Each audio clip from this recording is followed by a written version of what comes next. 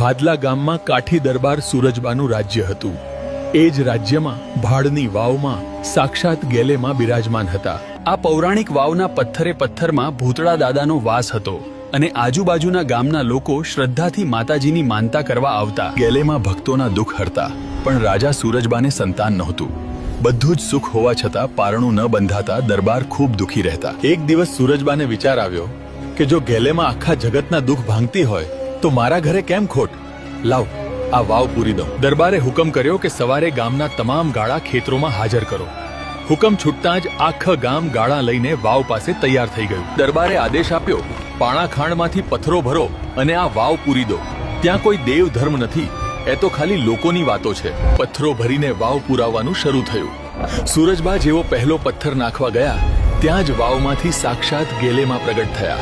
એલા, કોણ છે તું? હું ભાદલાનો ધણી છું અને આ વાવ પૂરી દેવા માટે આવ્યો છું. માએ પૂછ્યું, હે ભાદલાના ધણી, આ વાવ પૂરવાનું કારણ શું? રાજા કહે, 40 વર્ષ થયા પણ મારો વંશ વધ્યો નથી, તો તું શાની દેવી? જો તું સાચી દેવી હોય તો મારા ઘરે શેર માટીની ખોટ પૂરી કર, તો હું માનું.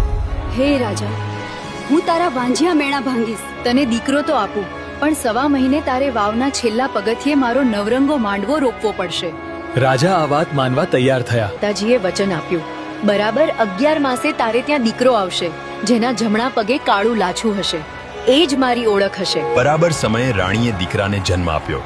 ખુશીઓ છવાઈ ગઈ, પણ દીકરો 1.25 મહિનાનો થયો ત્યારે દરબાર પોતાનું વચન ભૂલી ગયા. માં ગેલે સામે ચાલીને દરબારના મહેલે ગયા અને વચન યાદ અપાવ્યું, પણ રાજાએ બહાનું કાઢ્યું, દીકરો હજુ નાનો છે. આમ વર્ષો વીત્યા. દીકરો 21 વર્ષનો થયો, પણ દરબારે માંડવો ન નાખ્યો. રાજાએ વચન તોડ્યું એટલે ગેલેમાં તેમની બહેન બહુચરમાં પાસે શંખલપુર ગયા. બહુચરમાં કુકડે સવાર થઈ ભાદલા ગામ પહોંચ્યા. રાત્રે જેવો રાજકુમાર ઓરડામાં ગયો, બહુચરમાની શક્તિથી તે તાળીઓ પાડવા માંડ્યો અને સ્ત્રીના વસ્ત્રો પહેરી ગરબા ગાવા લાગ્યો. દરબારને પોતાની ભૂલ સમજાઈ.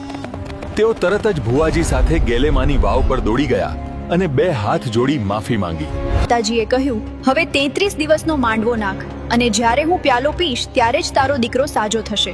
દરબારે ભવ્ય માંડવો નાખ્યો. માતાજીએ પ્રસન્ન થઈ પ્યાલો પીધો અને દીકરો પહેલા જેવો થઈ ગયો. આવા પરચાધારી છે ગેલેમાં.